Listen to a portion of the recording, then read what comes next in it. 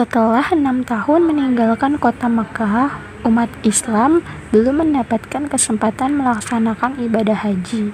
Nabi Muhammad SAW menyadari keinginan pengikutnya. Namun, kaum kafir Quraisy masih menolak umat Islam masuk ke Mekkah. Walaupun demikian, kaum Quraisy merasa khawatir dengan tekad umat Islam untuk memasuki Mekkah.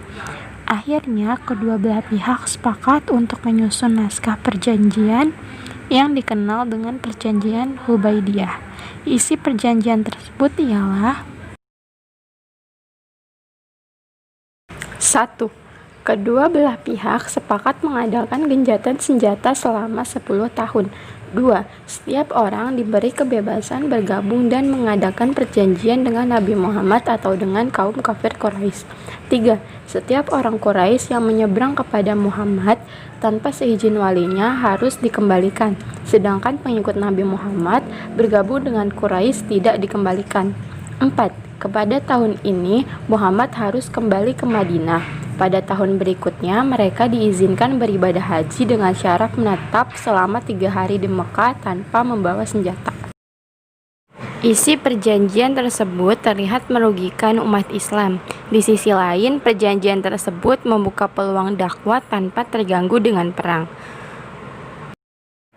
Suku Bani Bakar dibantu oleh kaum kafir Quraisy menyerang dan membantai Bani Khuza'ah yang telah menyatakan bergabung dengan umat Islam di Madinah. Peristiwa tersebut diketahui Rasulullah SAW. Dengan demikian, kaum kafir Quraisy telah melanggar perjanjian Hudaybiyah. Kemudian kaum kafir Quraisy menyatakan pembatalan perjanjian Hudaybiyah. Akibatnya, Nabi Muhammad SAW menyiapkan pasukan terbesarnya sepanjang sejarah Islam. Nabi berangkat ke Mekkah bersama 10.000 pasukannya untuk menyerang Mekkah. Tentu, Nabi hanya menakut-nakuti kaum Quraisy karena tidak mau kota Mekkah dikotori dengan peperangan. Kemudian, Abu Sufyan mendatangi Nabi dan menyatakan keislamannya.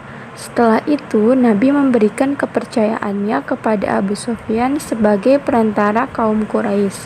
Nabi memberikan keamanan kepada Abu Sufyan dan keluarganya, bahwa orang yang masuk ke rumah Abu Sufyan akan selamat, orang yang masuk masjid akan selamat, dan orang yang menutup pintunya rapat-rapat akan selamat. Tepat pada tanggal 1 Januari 630 Masehi, kota Mekkah dapat dikuasai Nabi Muhammad dan umat Islam.